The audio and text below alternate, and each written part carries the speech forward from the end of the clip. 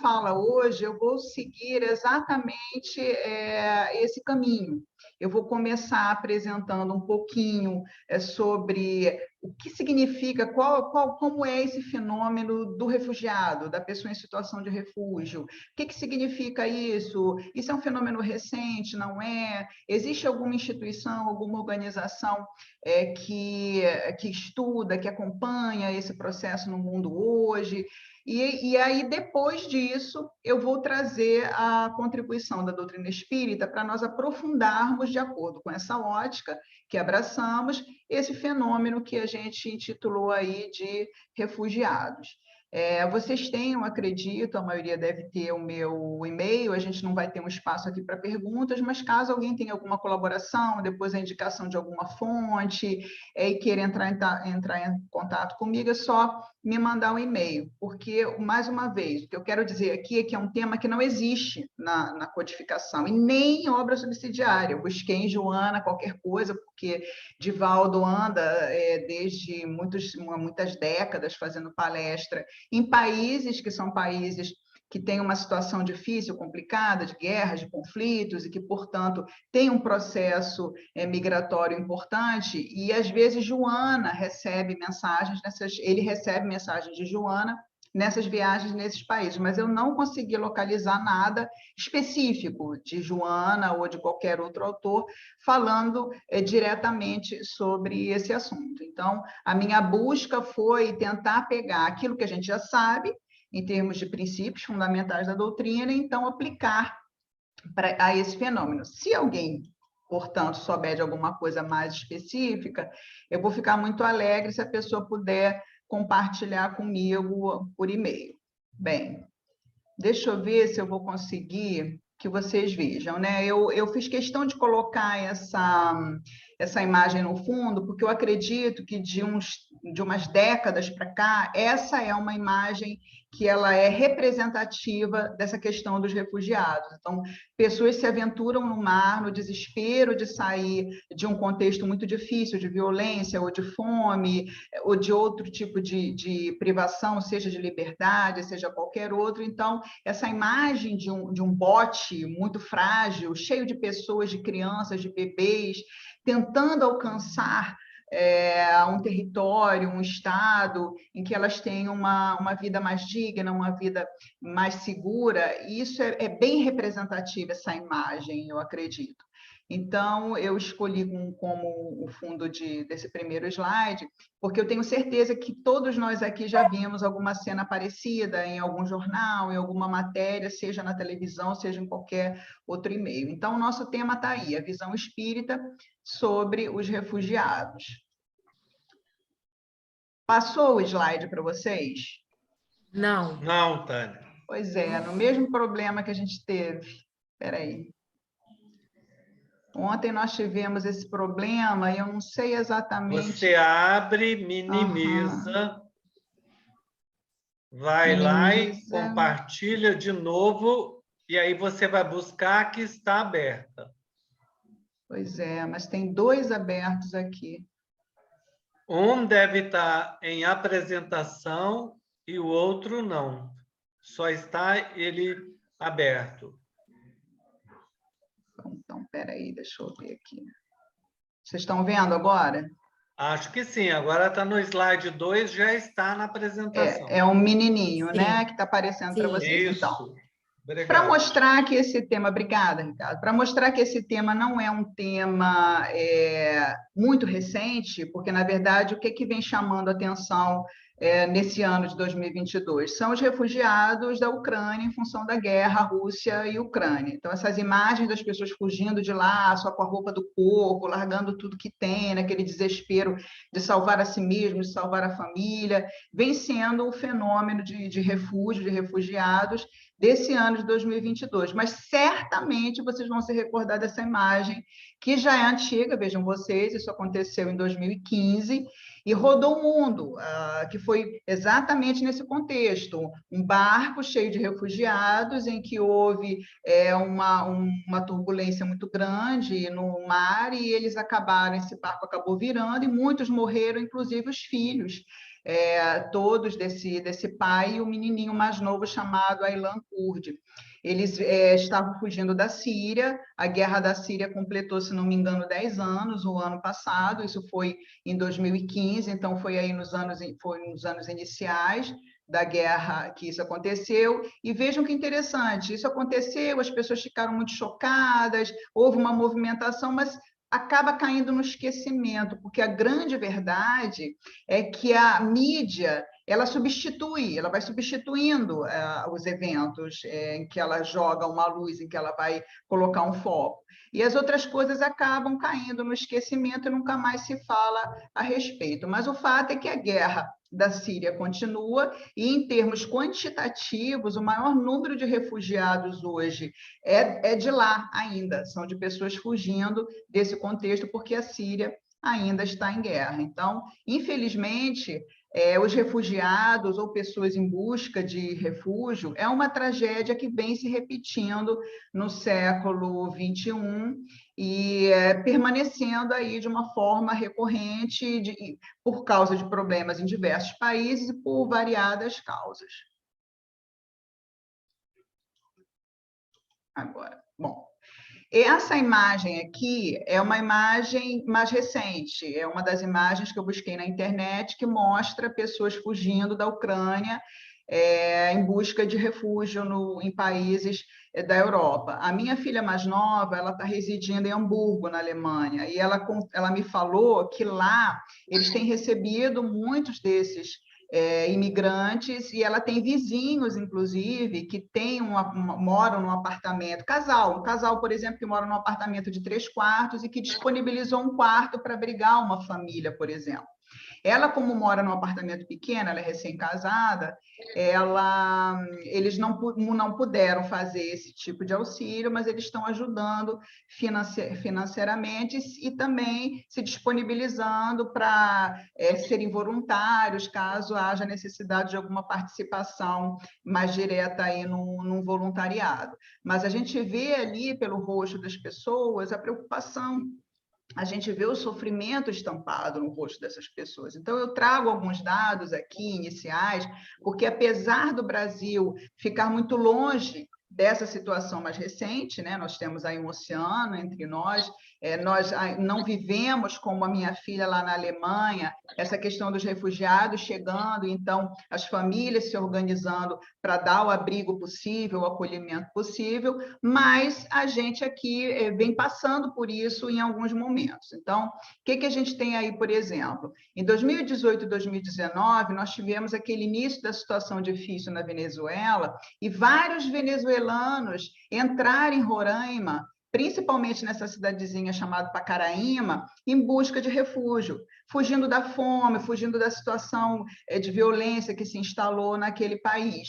E há vídeos, quem se interessar, há vídeos da Federação Espírita de Roraima, jovens, pessoas que trabalham na Federação Espírita, que se juntaram a outras instituições lá para, então, fazer o acolhimento, fazer a recepção desses imigrantes venezuelanos que buscaram o nosso país. Então, vejam que, nesse recente conflito, a gente não tem uma participação muito direta, mas nós já vivemos isso em função aqui da situação no nosso continente, no continente sul-americano. No Brasil, em 2020, nós tínhamos 57.099 refugiados, sendo que as nacionalidades aí mais presentes eram de sírios, de venezuelanos e de congoleses. E hoje, na Europa, como a gente viu aí por essa imagem, a gente tem 3,7 milhões de pessoas que já saíram do país, já saíram da Ucrânia, no deslocamento, em busca de refúgio nos outros países aí da Europa. E dentro da própria Ucrânia, 10 milhões de deslocados. O que significa isso? Pessoas que não saíram da Ucrânia, mas tiveram que sair do seu local de moradia dentro do país, porque ou moram numa cidade muito grande que é um alvo militar e está sofrendo muito com bombardeio, com destruição. Então, o país sofre não só com essas pessoas que saem do país em busca de ajuda, mas também com o próprio deslocamento interno em função aí das necessidades ou das condições que vão aparecendo em função da guerra. Alguns conceitos e informações importantes, que alguns eu não sabia exatamente, então eu trago aqui para compartilhar. Primeiro, né, em relação a conceitos, o que seria, então, um migrante? Aquele que se desloca tanto dentro quanto fora do país. Eu, por exemplo, eu nasci em Belém do Pará, minha mãe e meu pai nascidos lá, meus irmãos, e por vários motivos, quando eu era muito pequenininha, eu nem me lembro da minha cidade, a mamãe e papai migraram para o Rio de Janeiro. Então, esse processo migratório, ele acontece tanto para fora do país, né, de pessoas que saem, de pessoas que entram no país, quanto também dentro do próprio país, de um estado para outro, de uma cidade para outra. E a migração, ela faz parte da nossa história, da história humana. Desde os tempos primordiais das primeiras civilizações, dos grupos nômades, que esses mesmos ficavam andando de uma região para outra em função de clima, em função de disponibilidade de alimentos. E muitas pessoas consideram hoje que migrar é um direito humano, uma expressão ampliada desse nosso direito de ir e vir. Então, alguns defendem que, como todos nós habitamos um planeta, somos terráqueos, que todos deveríamos ter esse direito de migrar para qualquer região do planeta sem nenhuma limitação quanto a territórios ou a estados. A gente vai ter, em relação aos processos migratórios, os processos migratórios internos e os imigrantes e emigrantes. Qual é a diferença? Imigrantes são aqueles que entram no país e emigrantes aqueles que saem do país. O Brasil é um país que ele é um país que recebe imigrantes. A gente, historicamente, teve épocas de receber levas de imigrantes de determinados países, como os italianos, por exemplo. A Globo cansou de fazer novelas mostrando isso, mas não só, japoneses, asiáticos de uma maneira geral. Então, nós recebemos, nós temos imigrantes, nós somos um país também de emigrantes, pessoas que saem do Brasil em busca de uma vida melhor, principalmente para os Estados Unidos, e nós temos esse processo também de migração aqui interna nas nossas próprias fronteiras. Pesquisando, eu também encontrei essa questão do apátrida, que apesar de não me ser uma palavra desconhecida totalmente, eu pude aprender um pouco mais sobre ela. A gente também tem o que eles chamam de apatridia, que é a situação, ou que se refere, no caso do apátrida, a pessoas que não são titulares de nenhuma nacionalidade e também não são consideradas nacionais de nenhum estado. O apátrida mais famoso, eu acredito, hoje no mundo, seja o Dalai Lama, porque a gente sabe que o Tibete foi invadido e foi anexado ali pela China, perdeu a sua soberania, deixou de ser considerado um estado, e o Dalai Lama teve que fugir, assim como outros líderes tibetanos, ele teve que fugir e hoje ele mora, hoje não, há muitos anos ele mora na Índia. Apesar de morar há muitos anos na Índia, ele não quis fazer uma nacionalidade lá, porque ele acredita que ainda será possível, de alguma maneira, no futuro, talvez não para ele, mas para descendentes, recompor aquele estado com a sua autonomia. Então, para ele, a apatridia é uma estratégia de resistência a uma opressão que sofreu o estado em que ele vivia. Então, há ainda essa condição aí de apátrida. E um outro fenômeno ligado a essa questão das migrações é a xenofobia, que é o sentimento de aversão, de desconfiança, de medo, antipatia e rejeição em relação ao estrangeiro, ao que vem de um outro país e ao que vem de fora. Então, a gente observa que esse fenômeno da xenofobia, ele é permeado por várias características. Vocês devem ter acompanhado a questão da Polônia. Polônia, ela abriu as fronteiras para receber com tranquilidade o refugiado ucraniano branco, mas ela criou dificuldades para receber os refugiados ucranianos negros, ciganos, de minorias, LGBTQIAP+, de determinadas minorias que não são bem vistas dentro do país. Não deixa de ser esse movimento aí de aversão, de desconfiança e de medo com relação à diferença, não propriamente de nacionalidade. Vejam que coisa, como a gente ainda tem que evoluir muito enquanto humanidade, enquanto planeta. Não é uma xenofobia propriamente, porque não é uma rejeição ao outro porque vem de outro país, mas sim uma rejeição a alguns marcadores identitários que as pessoas desse país trazem em si, e que por isso não foi permitido a elas, ou eles estão criando uma série de dificuldades quanto à entrada das pessoas na Polônia. Outros conceitos aqui também, já entrando na questão dos refugiados, né? Então, o que é um refugiado? A gente viu que o imigrante ou imigrante é alguém que se movimenta, que sai do seu lugar de moradia em busca de uma vida melhor, ou porque no seu lugar de origem não há oportunidades e a pessoa está vivendo uma vida muito difícil. O refugiado, ele tem uma característica específica, porque ele não escolhe sair. Ele é impelido, ele é obrigado, tendo em vista a sua própria segurança, a sair do país ou da localidade dele de origem. Então, é alguém que não pode ou não deseja retornar ao seu país de origem devido a um bem fundado temor de ser perseguido por razões de raça, nacionalidade, opinião política, grupo social, guerras, etc. Então, a gente pode acrescentar aqui outras questões. Então, um refugiado é aquela pessoa que não podia continuar vivendo naquele lugar por ter a sua vida ameaçada, por não ter condições de vida. E esse conceito de refugiado, ele é um conceito histórico, ele é um conceito muito antigo, que tem a ver com o fim da Segunda Grande Guerra Mundial, que eu já vou mostrar para vocês. Então, essas pessoas que precisam, que são compelidas, que são obrigadas a fugir, quer dizer, não é um movimento migratório optativo por uma vida melhor, é uma necessidade.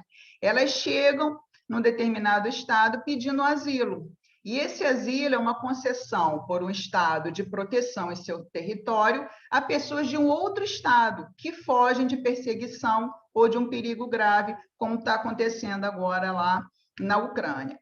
Quando a guerra terminar, Rússia e Ucrânia, pode ser que algumas dessas pessoas não queiram retornar, por não se sentirem mais seguras naquele lugar e optem por ficar no estado que as recebeu e que concedeu asilo para elas. Esse movimento de refúgio e asilo, ele é regulamentado pelo Estatuto dos Refugiados, que foi elaborado pelas Nações Unidas no pós-guerra, em 1951. E foi criado também, na mesma época, o Alto Comissariado das Organizações Unidas para os Refugiados.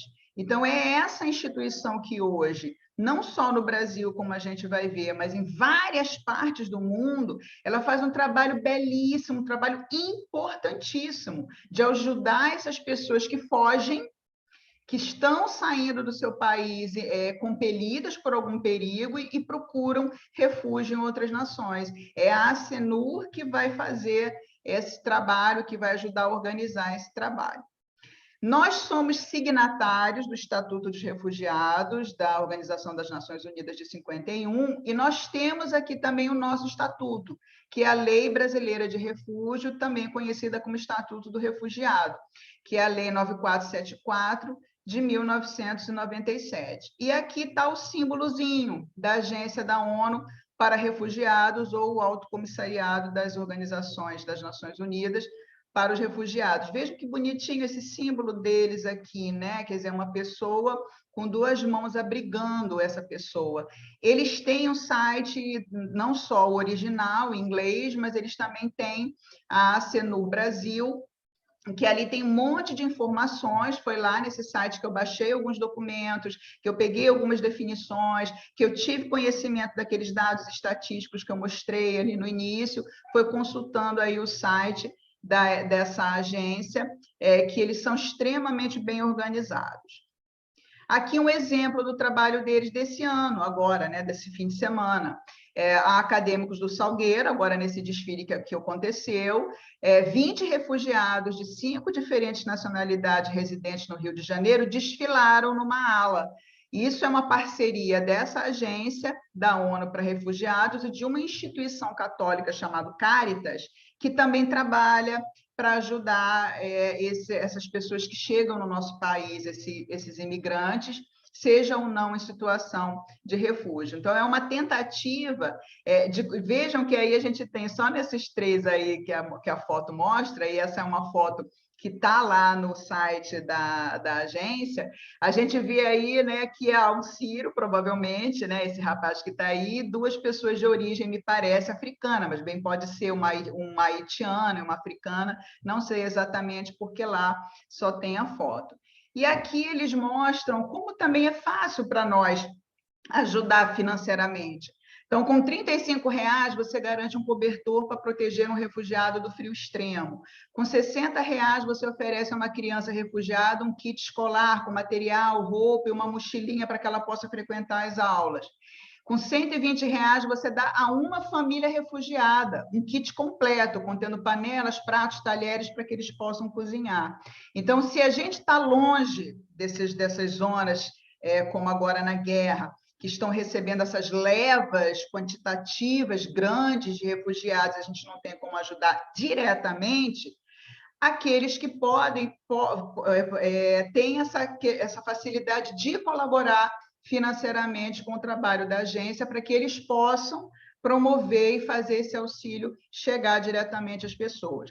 Eu coloquei isso aqui porque eu tenho confiança no trabalho da agência. Então, a gente divulga instituições que fazem essas campanhas pedindo dinheiro, porque a gente sabe que essas instituições fazem, de fato, o nosso auxílio financeiro chegar a quem precisa. Bom, tendo em vista todas essas informações aí iniciais, agora que a gente sabe um pouquinho melhor o que é uma pessoa refugiada ou em situação de refúgio, o que é asilo, o que é migrante, a gente viu que não é um fenômeno recente, que isso, de uma certa forma, sempre esteve presente na nossa história. Quais são as ideias ou quais são os conceitos dentro da doutrina espírita que nos ajudam a olhar para esse fenômeno? Que conhecimentos hoje nós temos, nós possuímos, que colaboram ou ajudam ou informam essa visão espírita sobre esse fenômeno? Então, vamos lá ver qual foi o caminho que eu percorri.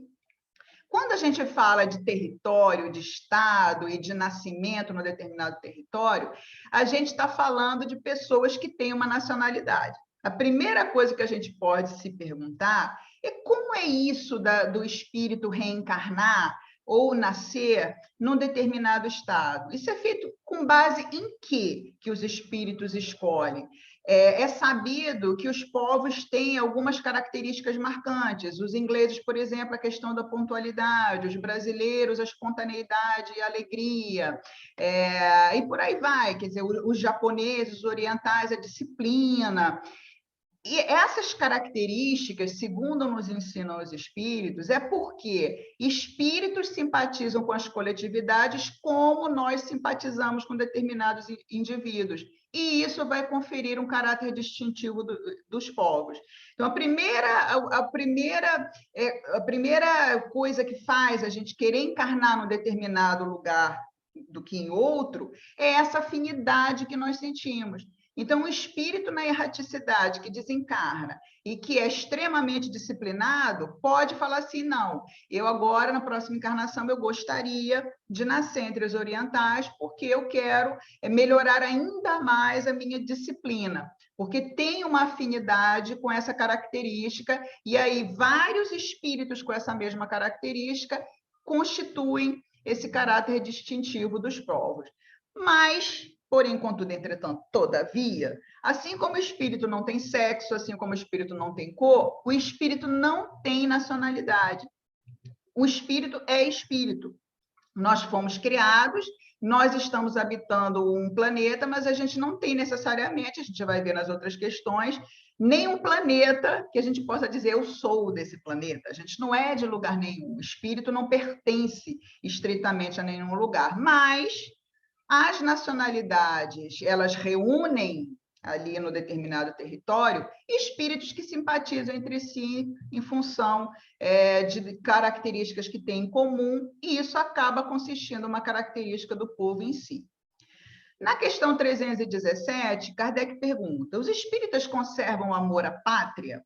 E os espíritos dão essa resposta belíssima, eu o considerei belíssima, que para espíritos elevados, a pátria é o universo. E na Terra, a pátria é onde se acha o maior número de pessoas afins.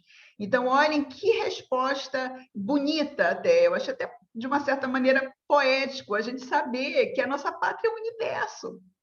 Quer dizer, a gente está na Terra, a gente está no Brasil, mas a gente não pertence necessariamente nem ao Brasil e nem ao planeta Terra. Considerem aqui que para espíritos elevados, vejam que essa expressão está adjetivada, porque espíritos que não são elevados, esses sim, esses acabam tendo uma rigidez em relação ao lugar que nascem, mantêm uma determinada xenofobia até enquanto espíritos em relação a pessoas de outras nacionalidades. Então, é claro que sentir-se como um cidadão do universo é para as pessoas que já superaram e que já entendem que a gente não tem exatamente esse apego a nenhum lugar. Na questão 172 e na questão 176, Kardec e os espíritos vão enfatizar esse processo de migração entre mundos.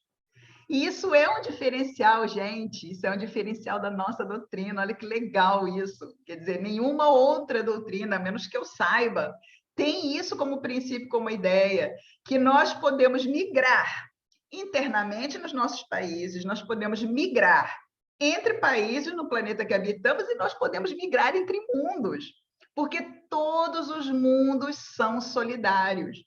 Poderemos sair daqui para habitar algum mundo, caso a gente tenha condição superior, ou, se necessário, num processo de reeducação e para um mundo inferior, como relata, a gente sabe, Emmanuel, como Emmanuel, por exemplo, relata no livro A Caminho da Luz, e outros espíritos também, desse processo migratório de espíritos que vêm para o planeta Terra cumprindo expiações e para o seu desenvolvimento, ou espíritos que migram para cá para nos ajudar nesse processo de evolução. Então, essa ideia também, nossa, é assim, eu fiquei muito feliz quando eu lembrei disso, né, estudando esse assunto, porque é um diferencial da gente, essa questão dos mundos solidários. Nas questões 258 e 259, os espíritos dizem lá que a encarnação ela é escolhida tendo em vista as necessidades evolutivas e as nossas provas e expiações. Bem, aqui a gente vai entrar um pouco em tentar entender essa imagem que nos assombra. Que imagem que nos assombra? Ver esses grupos de pessoas desesperadas, em sofrimento, largando tudo e saindo desesperadas das suas fronteiras. Então, como a doutrina espírita explica isso? Qual é a visão espírita? Ora, primeiro, nós vivemos num planeta de expiações e provas. Então, dentro desse planeta de expiações e provas, a gente vai passar por uma série de dificuldades e de desafios e de crises que não estavam necessariamente programados. A guerra não é uma programação, porque o mal nunca é uma programação. Não havia nenhuma programação do Putin decretar guerra na Ucrânia. Foi uma escolha daquele presidente. Ele criou essa situação em função de uma série de questões que não cabe aqui a gente entrar. Então, o mal nunca é a programação divina. O mal é sempre uma escolha humana. Então, parte dessas pessoas que foram atingidas por essa necessidade de fugir, de sair, de pedir refúgio, de entrar em outro país largando tudo que tinha, parte dessas pessoas é simplesmente prova, quer dizer, um desafio pelo fato de morarmos num planeta que tem características ainda de provas e expiações, e nós estamos sujeitos, é um pouco aquela frase, né? A gente está na chuva, então qualquer um pode se molhar em qualquer tempo, né? Está na chuva para se molhar. Outras pessoas estão vivenciando expiações. O que é isso? Há algum resgate de algo que essas pessoas fizeram no passado e que, portanto, estão num processo de reparação, passando por esse sofrimento. Quando é prova, quando é expiação, só a lei divina, o amigo espiritual e a pessoa espiritualmente é que vai, talvez posteriormente, conseguir analisar. Eu acho contraproducente, eu acho que isso não é referendado pela doutrina nem por Kardec, a gente ficar tentando achar o porquê. Por que aqueles grupos estão passando isso? Não interessa. Isso é curiosidade nossa, querer saber por quê. E aí a gente fica fazendo associações as mais terríveis possíveis, né? A gente pode até imaginar assim, não, talvez esses grupos estejam tendo um resgate em função de uma outra guerra em que fizeram povos passar por isso. Ok, a gente pode até fazer um exercício, mas qual a finalidade disso? O que isso vai ajudar? E muitas vezes a gente acaba até marcando essas pessoas com uma característica muito negativa, estando elas numa situação de sofrimento. Então, eu não vejo objetivo nenhum, nem necessidade nenhuma, a gente tentar saber exatamente qual é a causa direta desse processo que as pessoas lá estão vivendo. O fato é que a gente encarna e a gente pede para encarnar em determinados lugares ou comunidades, tendo em vista as nossas necessidades evolutivas. Eu gosto também muito, me lembrei disso agora, de uma expressão do Manuel Filomeno de Miranda, nas obras dele, que ele fala que a gente nasce com fatores predisponentes e preponderantes. Então, pode ser que pessoas que tenham encarnado na Ucrânia, naquela região, assim como também as pessoas que encarnam naquela região ali, Irã, Iraque, Afeganistão, que também são zonas que vivem ali com conflitos, outras regiões na África também, pode ser que algumas pessoas com necessidades provacionais ou expiacionais ligadas a essa instabilidade, a questão da guerra, que tenham esses fatores predisponentes e preponderantes, nasçam, então, nessas comunidades, sabendo que correm o risco de passar por determinados conflitos de uma forma mais direta, de uma forma mais provável do que se morasse num outro lugar, como o Brasil, por exemplo. E na questão, no Livro dos Espíritos, na questão 290, os Espíritos falam, então, da provação coletiva, que é uma outra forma de olhar, né, para esses grupos, né, para essa migração em grupo que está havendo, como aconteceu na Síria, na Guerra da Síria, e vem acontecendo ainda, como está acontecendo agora, ou seja, espíritos são ali convocados, como eu falei da questão do Manuel Filomeno de Miranda, para participarem ali de um contexto, vivenciarem a possibilidade, tendo em vista um determinado débito do passado. Então, isso é uma aprovação coletiva. Mais uma vez aqui, enfatizando que o mal é escolha humana. Não existe nunca o mal como programação divina. Então, pensar que aquelas pessoas pediram para nascer na Ucrânia, porque ali haveria uma guerra, é presumir que essa guerra, de alguma forma, estivesse programada, e isso não existe. Eu acredito, eu não sou matemática, tá, gente? Mas eu me lembro dos meus estudos de probabilidade, não sei se tem algum matemático aqui hoje na sala, ou que vai nos assistir posteriormente.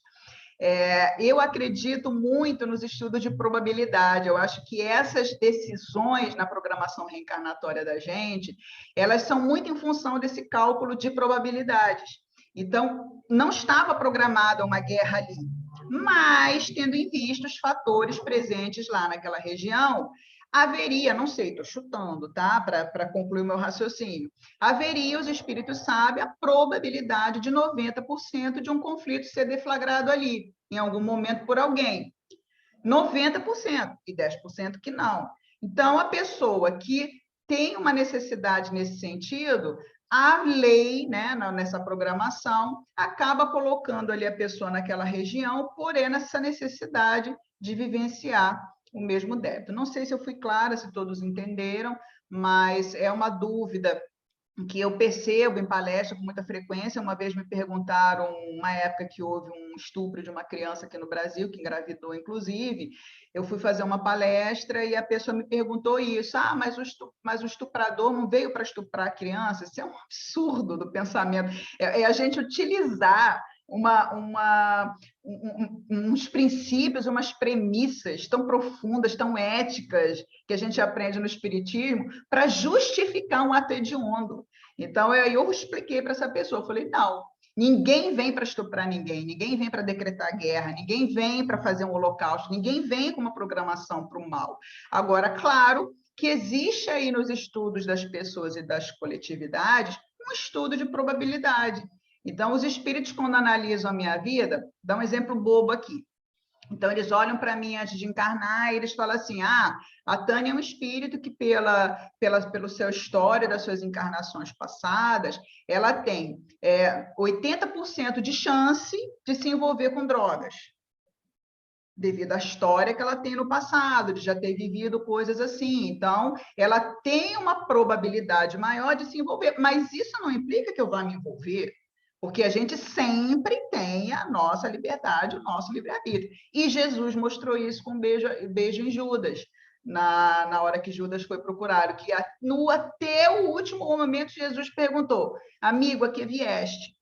Então, ele deu a chance a Judas de não traí-lo até o último momento. Tá? Agora, quando Judas reencarnou, ele devia ter essa marca. Ele tem 90% de chance, ou 95% de trair o mestre, mas ele tinha 5% de não trair. Percebem qual seria aqui a aplicação do raciocínio? É mais ou menos por aí. Bom, o principal desse tema é nós, então, imaginarmos qual é a nossa conduta perante os refugiados ou perante as pessoas em situação de refúgio. A gente já viu um pouquinho que os espíritos não têm pátria, que a gente escolhe onde quer nascer em função de necessidades evolutivas, que esses movimentos migratórios, de acordo com a doutrina espírita, acontecem intermundos, não só dentro de um determinado planeta, e que há aí alguma coisa em termos de programação de provação ou de expiação envolvendo esses deslocamentos coletivos em função de guerras, de acidentes, de intempéries, tem aí alguma coisa de resgate coletivo. Então, nós já vimos como que a visão espírita nos ajuda a entender o fenômeno. Agora, vamos ver o que a visão espírita nos diz da nossa conduta perante os refugiados. Primeiro, quem é essa pessoa que a gente está dando o nome de refugiado ou pessoa em situação de refúgio? Eles até pedem para a gente usar essa expressão e não refugiados. Pessoa em situação de refúgio, igual a gente faz com morador em situação de rua. Quem é essa pessoa? É um irmão, uma irmã em dificuldade. Então, a primeira coisa que a gente, como espírita, tem que fazer é lembrar que nós somos cristãos, que nós acreditamos numa fonte suprema, numa inteligência suprema, numa causa primária, que nos criou a todos. Se nós somos todos criados por essa fonte suprema, nós somos irmãos uns dos outros, porque nós tivemos a mesma origem. Então, nesse sentido, nós temos uma humanidade compartilhada. O que é uma humanidade compartilhada? Fundamentalmente, a nossa natureza humana é a mesma. Biologicamente, nós somos iguais. Em termos psicológicos, nós temos as mesmas necessidades, necessidade de afeto, necessidade de segurança, necessidade de realização. Então, olhar para essas pessoas e vê-las como irmãs e irmãos que realmente são, de todos nós. Nós somos, quem sabe um dia não sejamos nós que estejamos nessa necessidade de refúgio, de solicitar refúgio em algum lugar. Então, a doutrina espírita, como é baseada na ética cristã, nos convida a olhar para essa pessoa e ver nela um irmão, uma irmã. No Evangelho segundo o Espiritismo, no capítulo 11, item 8, diz lá assim, amai o vosso próximo como a vós mesmos. Ora, qual é o limite em relação ao próximo? Será a família? Aceita? A nação? Não. É a humanidade inteira. E esse é o nosso grande desafio, gente, porque amar a nossa família, eu acredito que todos nós que aqui estamos, mesmo aqueles que a gente tem alguma dificuldade, a gente já se esforça porque entende que nós estamos juntos porque temos laços de passado. Amar nossos amigos, nossos vizinhos, a comunidade mais próxima, aqueles que são brasileiros como nós, ok, a gente consegue fazer com facilidade, mas o grande desafio da gente é ampliar esse círculo de amor cada vez mais, para abranger a humanidade inteira. Então, nós nos acostumarmos a, quando nós fizermos as nossas orações, lembrando dos nossos afetos mais próximos, a gente sempre lembrar dessa humanidade que nós fazemos parte, dessas pessoas que compõem essa comunidade planetária e que estamos todos juntos aqui, procurando atingir um objetivo comum, que é a nossa evolução, que é a evolução do próprio planeta. No mesmo capítulo, no item 10, eu destaquei uma frasezinha que fala assim: amar é considerar como sua a grande família humana. Porque todos nós queremos, como já vimos, as mesmas coisas.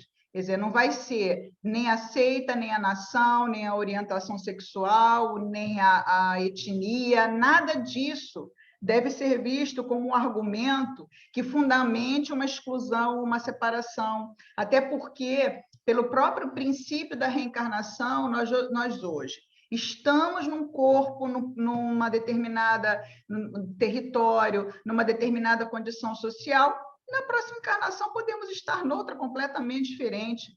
Então, vejam regiões que sofrem conflitos há muito tempo, como entre ali israelenses e palestinos.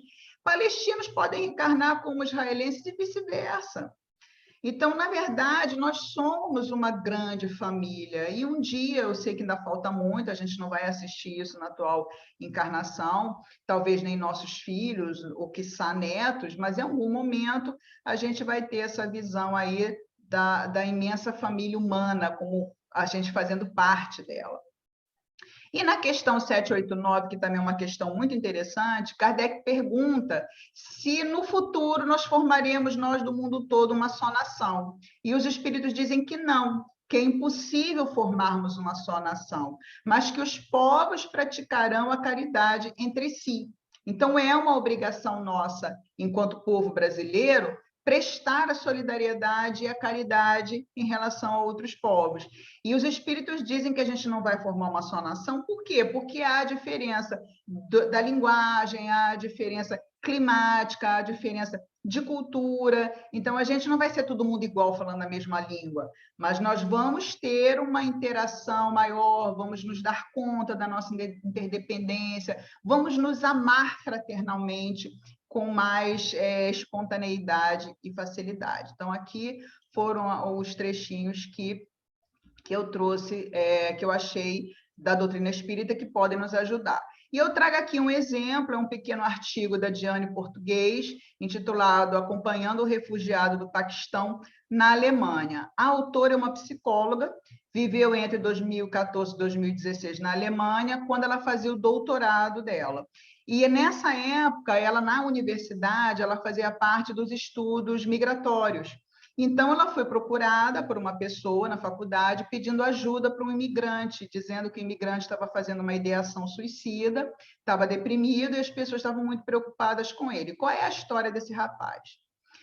Mohamed, que é um nome fictício, né? Ele entrou na Alemanha pedindo asilo como refugiado porque ele foi perseguido pelo Talibã no Paquistão. Então, ele fugiu para lá.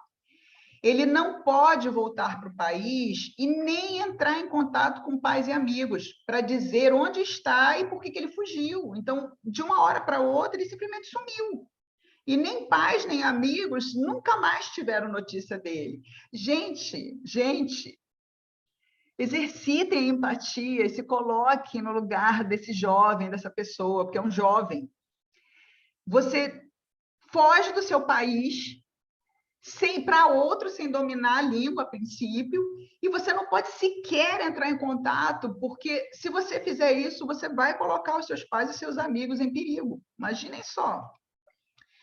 Então, ele estava 1 ano e meio na Alemanha, ele aprendeu o idioma, mas não conseguia trabalho e nem amigos. Devido às crises de pânico e à insônia que ele tinha, ele não conseguia acordar cedo ou chegar nos compromissos, de modo que ele ia perdendo oportunidades de trabalho.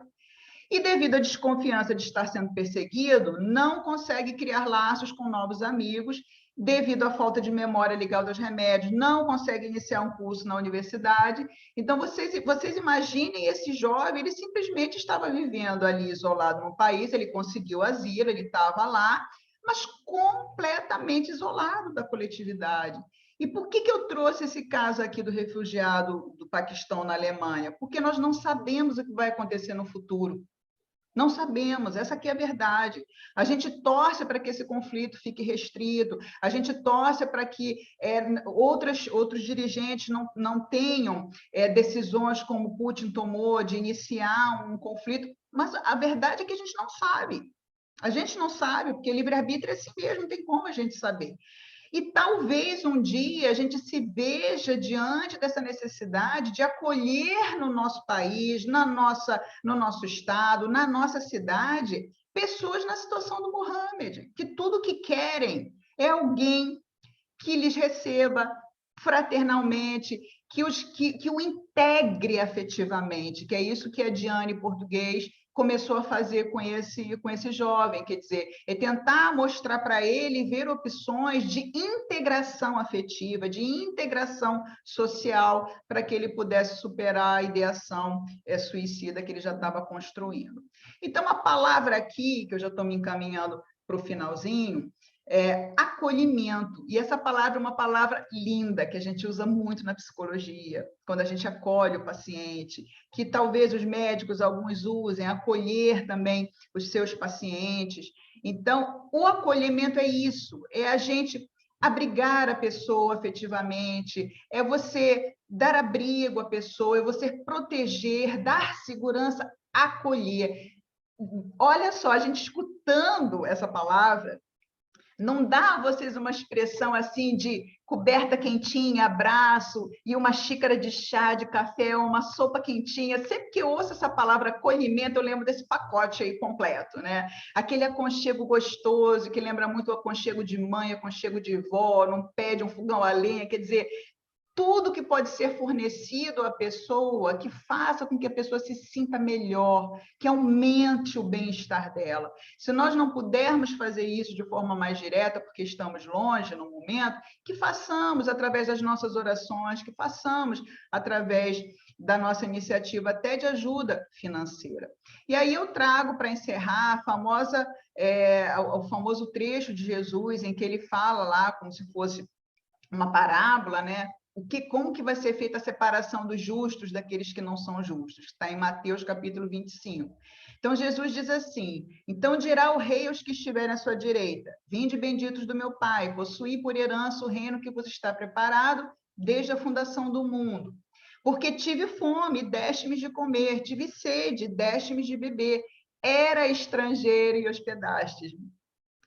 Então, vejam que Jesus lembrou de colocar aqui o imigrante, porque lá tinha a questão do samaritano e dos estrangeiros também. E a gente sabe que os judeus tinham essa questão do orgulho da raça, muito arraigado já naquela época. Então, ele incluiu isso no kitzinho aqui de como fazer para entrar no reino dos céus. Era estrangeiro e hospedaste. Estava nu e vestistes, me adoeci e visitastes, me estive na prisão, fostes ver-me. Então os justos lhe responderão dizendo: Senhor, quando te vimos com fome de termos de comer, e etc. E aí ele diz, respondendo o rei, lhes dirá: em verdade vos digo que quando o fizeste a um destes meus pequeninos irmãos, a mim o fizeste. Então reparem aqui que Jesus nos convida a esse acolhimento, porque o refugiado, a pessoa em situação de refúgio, ela chega com fome, ela chega com sede, ela chega necessitando de hospedagem, chega com a roupa do corpo, às vezes chega doente, e ela se sente, na verdade, como se ela tivesse aprisionada naquele território novo, porque ela não pode voltar. Então, o refugiado é isso tudo, pedindo da gente o que Jesus falou, que a gente dê a essas pessoas, na medida das nossas possibilidades, aquilo que ela precisa para voltar a sentir melhor. Então, queridos amigos e amigas, que a gente possa ouvir esse convite de Jesus que ressoa até hoje no nosso imaginário e nos tornarmos instrumentos disso tudo em relação aos nossos irmãos. E que Ele possa nos abençoar.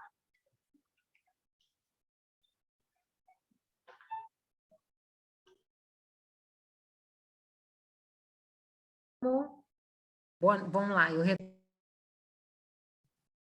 não vou falar que assim seja, porque o Ricardo me pediu para recomendar que todo mundo que trabalhe como passista lá do SEACE possa, por favor, se colocar à disposição agora para nós fazermos a irradiação para todo mundo, os nossos irmãos refugiados,